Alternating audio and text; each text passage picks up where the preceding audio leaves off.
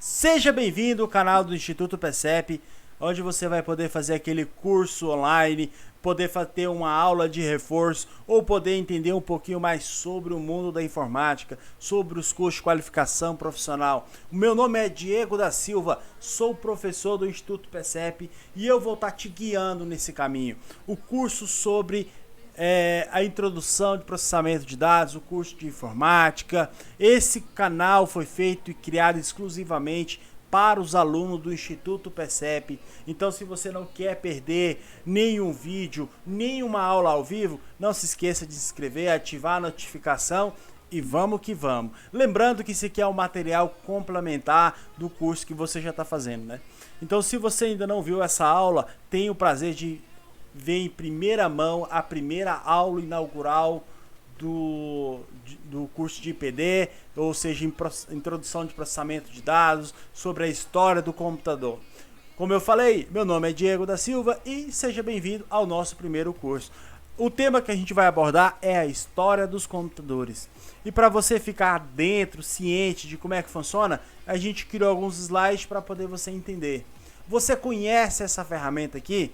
Já ouviu falar dela? Então, no seu curso de ensino médio, na sua escola, o seu professor de matemática já deve ter falado para você o que é essa ferramenta aqui. Essa ferramenta aqui, pessoal, é a Abaco, uma das primeiras máquinas de calcular, né?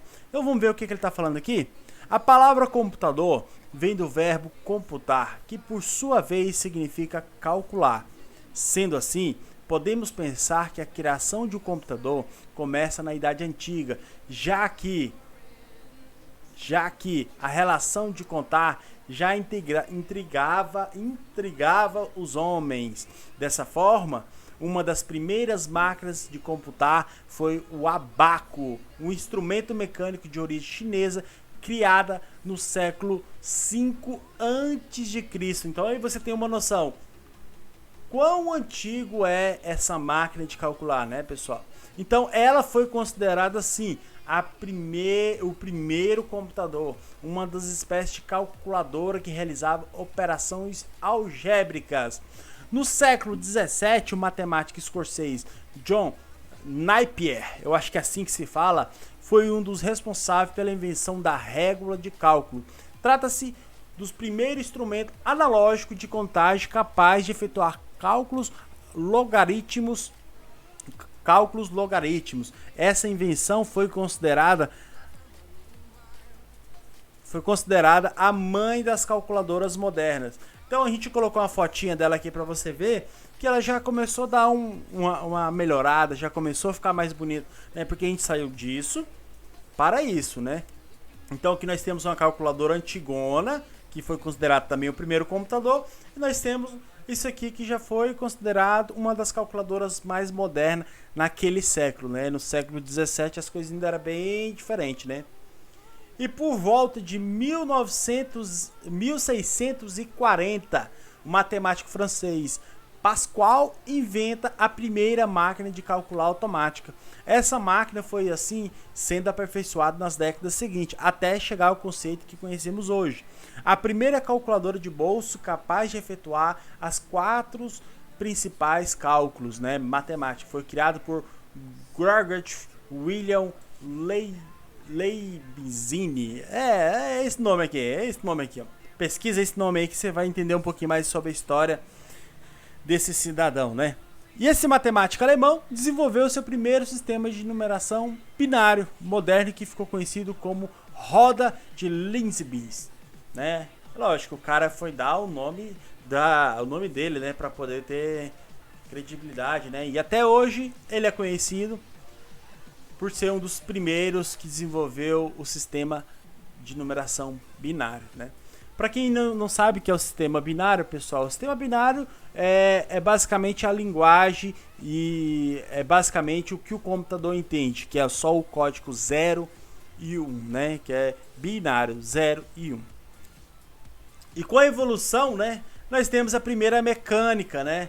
A primeira máquina mecânica programável, né? Que foi esse cidadão aqui, ó, o George Boole, que criou ela, que foi introduzido pelo matemático francês Georges Marie Jacques, que tratava de um tipo de tessar, de controlar a confecção de tecido através de cartões perfurados. Então, por que a gente vê isso como um grande avanço? Porque ele foi o cara que pegou um cartãozinho cheio de furo e falou assim, olha máquina, eu quero que você costure para a direita, eu quero que você costure para a esquerda, né? Então essa máquina aqui, eles têm uma ilustração, que eu acredito que naquela época não existia máquina fotográfica, né? Então eles desenharam, né, de acordo com o que eles entenderam que seria, né? E aqui estaria a máquina que ele utilizou para usar os cartão perfurado, né? Lembre-se bem desse nome, pessoal, cartão perfurado, porque esse cartão perfurado ele vai fazer uma importância muito grande, vai ter uma relevância muito grande na nossa história, né? E o George Buller, que nasceu em 1815 e 1864, faleceu em 1964, foi um dos fundadores da lógica da matemática, que essa marca a nova era, né, pessoal? Que ele que foi o cara que falou o seguinte, olha, se 2 mais 2 tem que ser igual a 4, ou se 1 mais 1 tem que ser 2. Então ele começou a criar o termo que é muito conhecido como os programadores, que é o termo falso e o termo hífen, né? E se for verdadeiro, né? Ou eis se for falso. Então assim já é uma linguagem mais moderna. Então um programador vai ver isso aqui e vai achar como se fosse a Mona Lisa, né? Da Nerdolândia seria esse aqui, tá, pessoal? Porque esse cara aqui que falou e criou a lógica de programação, que futuramente vai ser utilizada por alguns programadores, que vai ser utilizada para poder começar a montar toda uma estrutura de computador, né? Essa nova era da matemática se tornou uma poderosa ferramenta do projeto de estudo de circuitos eletrônicos e arquitetura dos computadores. Então, sem ele, cara, a gente talvez não estaria onde a gente está hoje, né? Foi o cara que falou assim, não, peraí, a gente tem que criar uma lógica, né? Então, o George Buller, que foi conhecido também a lógica simbólica e algebra booleana, né? Agora a gente vai vir aqui para o século XIX, aí a gente já começa a ver os efeitos dessa lógica que ele criou, né? No século XIX, o matemático inglês Charles Babbage criou uma máquina analítica que, modo grosso, que comparava com o computador atual, com memórias e programas. Então, ou seja, a gente já tem a primeira máquina que já poderia ser considerado que ela tinha uma memória e tinha um certo programa, né? Através dessa invenção, os estudiosos consideram o pai da informática. Assim, a máquina de computar foram cada vez mais incluído a variedade de cálculos matemáticos, ou seja, a adição, a subtração, a divisão, a multiplicação, a raiz quadrada, logaritmo e etc. E atualmente é possível encontrar máquinas de computar muito mais complexas, né? Então você pega aqui a máquina dele, né? Essa geringonça aqui, né? Acho que teria que ter um curso só para poder usar esse aparelho aí, né? Porque, senhor amado, o povo naquela época ele era muito engenhoso, muito inteligente. Então ele pegou e falou assim, ó, isso aqui ele faz cálculos, tá? Ele faz cálculos automáticos, então você vai colocar o valor aqui e ele vai calcular para ti, né? Então por isso que ela é considerada que tinha uma memória e tinha um programa, né? Aí nós começamos na era dos computadores, né? A era da Nerdolândia, a era que mudou tudo, né? Mudou o sistema audiovisual, o sistema de como a gente utilizava os computadores, né? E a gente vai entender um pouquinho mais sobre isso agora com a história para você nunca mais esquecer, né? A evolução dos computadores. O computador, de tal forma como conhecemos hoje, passou por diversas transformações e foi se aperfeiçoando ao longo do tempo, acompanhado o avanço das áreas da matemática, engenharia e eletrônica. E por isso que não existe só um inventor. De acordo com os sistemas de ferramentas utilizados da história, computação está dividida em 4 períodos. Então por que ele fala que não existe só um inventor? Porque se a gente pega aquele matemático, nós pega esse cidadão aqui, ó, qual é o nome dele aqui? O Charles. Aí nós pega aqui também, pega o George, né? Aí pega aqui mais. Aí nós pega o Grege. Aí nós pega o francês, o Pascal. Então tudo isso aqui nos levou até essa evolução aqui, né? Que foi a primeira geração dos computadores, né? A primeira geração do computador, pessoal, surgiu 1951 a 1959. Tá, professor, mas o primeiro computador, ele não foi desenvolvido para intuitos de guerra? Sim, a gente já vai chegar lá e você vai entender um pouquinho sobre isso. Então, o primeiro computador que qualquer técnico, o professor de informática, o instrutor, ele sabe que o primeiro computador é o ENIAC, né? O computador da primeira geração que funcionava por meio de circuitos e válvulas eletrônicas. Possuía um uso restrito. Além de ser imenso, consumia muita energia. A sigla ENIAC significa Electronic Numeral, que meu inglês aqui é péssimo, né? Integrator anticomputer, que consumia cerca, eles colocam a cerca, pessoal, mas pode ser para mais, para menos, de 200 kW, né? E possuía, em média, 19.000 válvulas. Só que eu acho que essa informação está um pouquinho desatualizada, mas é mais ou menos isso aí, tá, pessoal? Só quem foi que criou esse monstrengo aqui que pode falar para ti. E aqui a gente tem a foto, né, com um design bem sofisticado do computador. E para vocês terem noção, pessoal, tudo isso que vocês estão vendo aqui, ó, tudo isso aqui, ó, tudo isso que você está vendo, tudo isso que você está vendo aqui, ó, é o computador. Isso mesmo. Existem pessoas trabalhando dentro do computador, né? Aí você vê o pessoal aí mexendo, né, no computador. Eu acredito que a pessoa tinha que fazer um curso de engenheiro, sei lá, analista de não sei do que lá, para poder saber o que estava acontecendo aí. Então acho que tinha que ter pessoas realmente capacitadas para poder mexer nesse computador, né? E o que esse monstrengo fazia? A gente vai chegar lá. Época de guerra, lembra que eu falei? O fato é que estava na metade da Segunda Guerra Mundial e os Estados Unidos estão de cabeça no conflito. Só que a guerra tinha várias tecnologias estreando e os ataques não paravam. Por isso, cada disparo tinha que ser bem planejado, né? Antes de lançar mísseis, era preciso calcular exatamente o ponto de impacto, a trajetória, e isso exigia respeitar uma enorme quantidade de variáveis, como pressão atmosférica, atrito e por aí vai. Uma pessoa só conseguia fazer tudo isso? Até conseguia, mas levava dezenas de horas sem parar. E nesse tempo, todas as variáveis já mudavam. E se duvidar, até a batalha já tinha acabado já, né? Então por isso que ele criou. Então, ou seja, esse monstrengo aqui, né, esse computador lindo, maravilhoso, ele calculava as variáveis e falava assim, não, se tá ventando 160 km por hora, o míssil precisa cair em tal altura, então ele calculava tudo isso aí e dava aquela precisão de acerto pro pessoal que precisava lançar esses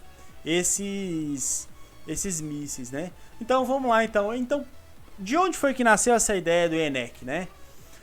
Como foi falado, né? Electronic Numeral Integrator Anticalculador ou computador, que é integrator eletrônico numérico. Ele começa a ser construído em 1944, pessoal.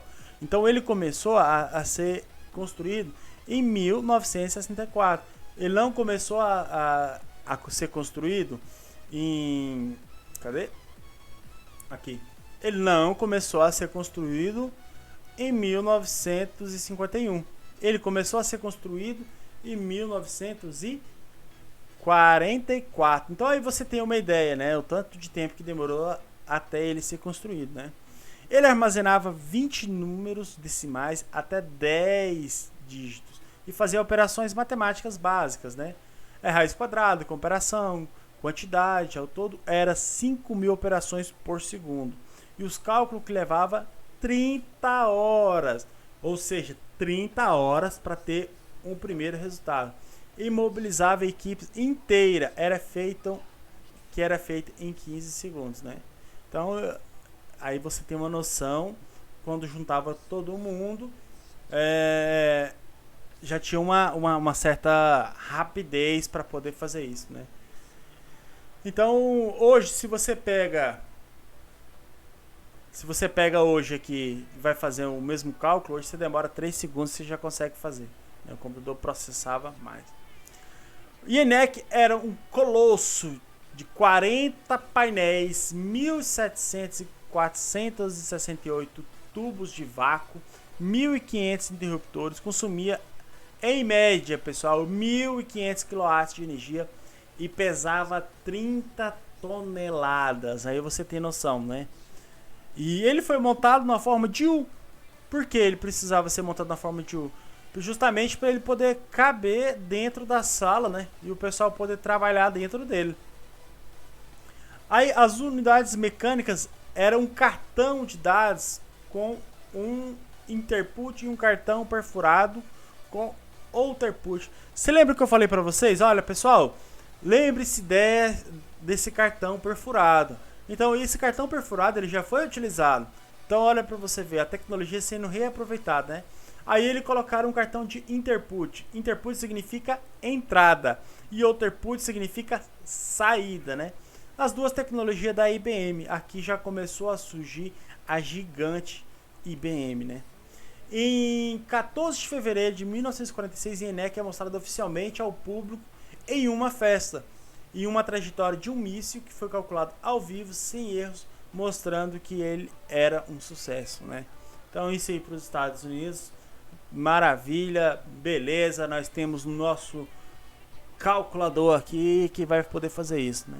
Então você imagina só, você tinha 30 pessoas trabalhando 30 horas para poder fazer um cálculo, e ele chegava lá e fazia em 15 segundos. Isso era magnífico, isso era gigantesco, né? E aí a gente começou a segunda geração de computadores, que já foi de 1959 a 1965. Ainda com dimensões muito grandes, né? Isso aqui já teve uma grande diferença. Qual foi essa diferença? Os transistores foram substituídos, né? As válvulas foram substituídas por transistores, né? Porque as válvulas era muito grande, muito lenta. Aí eles falaram assim, vamos criar um negocinho aqui chamado transistores.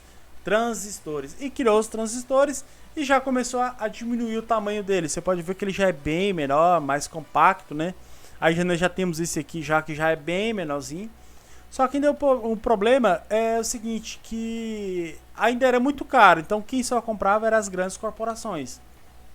Aí nós temos aqui a IBM, né? Que é um dos primeiros computadores da IBM. Você pode ver aí que a gigante da IBM já começou a fazer a sua diferença, né?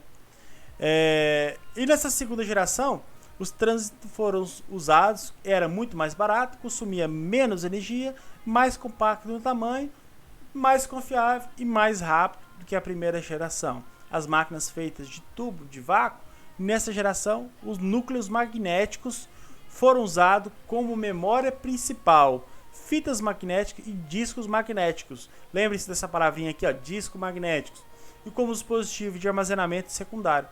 Essa geração é a linguagem de montagem de alto nível, como a linguagem de programação Fortran e COBOL, né? Hoje eu acho que ainda nem existe mais essa linguagem. Foram utilizados, os computadores utilizados com multiprogramas, processamento em lote, e começa a surgir um dos primeiros sistemas operacional, tá? Aqui tá a foto da criança, tanto que era linda, né? Então aí você imagina, já era grande ainda, né? E finalmente a gente vai chegar na terceira geração, que já para mim foi uma das gerações mais importantes. Foi essa aqui, que foi onde que começou a surgir os primeiros computadores pessoal, né? Já começar a ter a ideia que a pessoa podia ter um computador, não só as grandes empresas, né? Que funcionava por circuito integrado. Então, ou seja, ele já não trabalhava mais com válvulas, não trabalhava mais com transistor, já começou a trabalhar com circuito integrado. E esse substituir os transistores, que já apresentavam uma dimensão menor e uma capacidade de processamento maior, né? E foi o período dos chips, né? Que os chips foram criados e os computadores pessoal começou a surgir. Então a gente pensa que esse aqui é o computador, mas não é. O computador é esse aqui, ó, que está atrás desse cidadão aqui, ó. Inclusive, ó, ele está digitando olhando para o teclado, né? Eita. E nesse computador, os dados de entrada e saída eram gerenciados por um dispositivo periférico. Aí já tinha um monitor e um teclado e uma impressora, né? Acabou-se as cartinhas, já era tudo impresso, né? E o legal é que nessa época não existia mouse, tá, pessoal? Se vocês quiserem, depois que a gente fala uma aula só sobre a história do mouse, Comenta aí no vídeo aí, quero uma aula só sobre o mouse. Que aí eu vou explicar para vocês direitinho como é que foi que surgiu. E a gente vai seguindo, né? Como é que surgiu e vamos que vamos. Para nós não perder o foco, nós temos aqui agora a quarta geração, que é essa geração que nós estamos hoje, né? Que a partir de 1971 os computadores deixaram de funcionar com circuito. Olha só para te ver, já deu mais um salto na tecnologia. Eles pararam de funcionar com circuito integrado e incorporaram os microprocessadores, né? O microprocessador é um circuito integrado, mas muito mais complexo, capaz de gerenciar todas as funções de um computador, e por isso também é conhecido como unidade central de processamento de dados, ou central de processamento de dados, ou também conhecido como a famosa CPU, né? Nessa época se popularizam os disquetes, né? Aí começou a surgir os disquetes, que permitiu separar o usuário e o programador.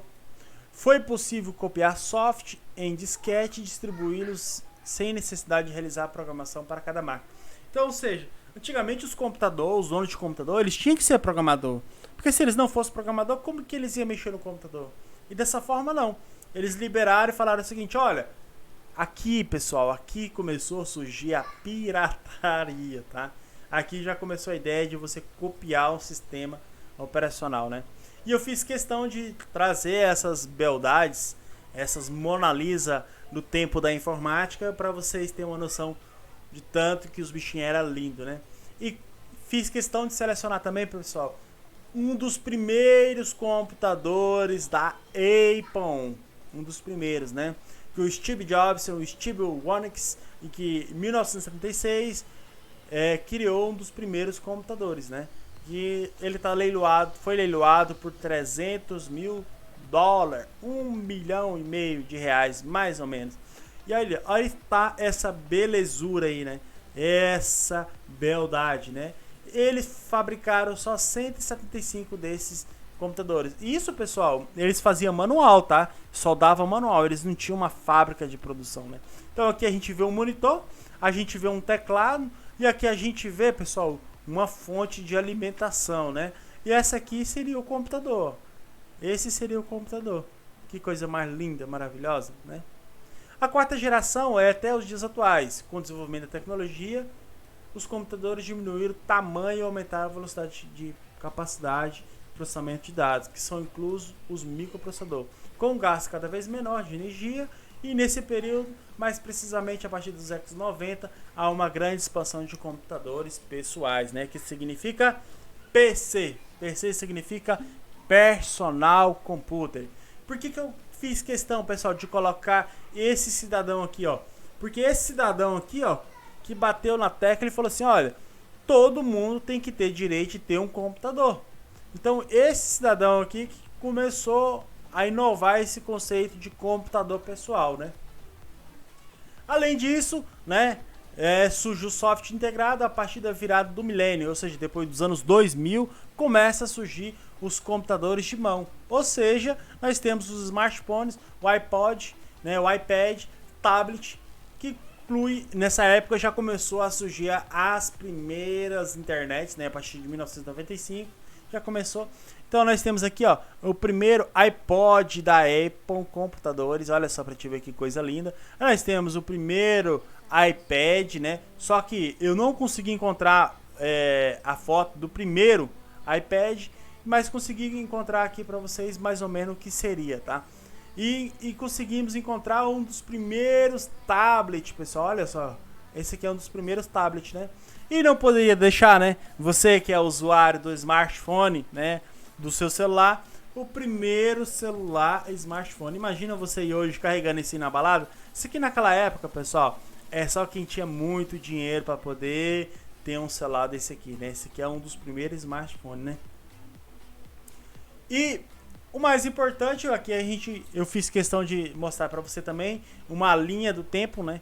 Como a gente falou lá, ó, sobre o Abaco, né? A máquina de Pascal, a máquina analítica, aí o Colosso 1, né, que é os pré-modernos, a primeira geração, que foi o ENIAC, né? E já começamos com o IBM de 1959, que é a segunda geração, a terceira geração E famoso Altair. Esse aqui, pessoal, foi os computadores que colocou o Bill Gateson na onde ele está hoje, né? Quando ele viu esse computador, né? Então é uma história muito bacana também, que é a história do Bill Gates e do Steve Jobson, que é fantástica. Se vocês quiserem saber a história da Microsoft e do Steve Jobson, comente aí, eu quero essa história, porque eu quero entender de como é que funcionou. É uma história maravilhosa e que não é o foco da aula hoje, né? Mas eu fiz questão de mostrar porque foi quando a Apple ficou gigante e lançou o primeiro computador com mouse, que foi o Macintosh. Aí nós temos notebook, essa aqui já é a versão atual, já nem precisa mostrar não. Então assim, esses dois aqui, ó, foi fundamental para nossa história e a evolução dos computadores, né? Segundo a classificação acima, nós percebemos que a quarta geração de computadores tem relevado uma evolução incrível e nos seus sistemas de informações. Observe que antes da evolução dos computadores ocorria de maneira mais lenta. Com o desenvolvimento da sociedade, podemos ver que a evolução dessas máquinas em dias ou meses. Alguns estudiosos preferem acrescentar que a quinta geração de computadores com aparecimento dos supercomputadores que utiliza as grandes corporações como a NASA. Enfim, chegamos no fim da nossa aula. Pessoal, eu tenho uma opinião aqui já bem mais diversificada, né? A quinta geração de computadores, elas já estão aí há muito tempo já. Porque a gente começou na válvula, passando por circuito, microprocessadores, né? E hoje nós já temos os a nanotecnologia, tá aí, os processadores utilizam nanotecnologia. E a quinta geração já tá aí, só não enxerga quem não quer, né? Que são os computadores monstruosos, né?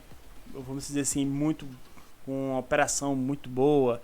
E da NASA mesmo é um desses, né? O do Facebook mesmo é um desses, da Google.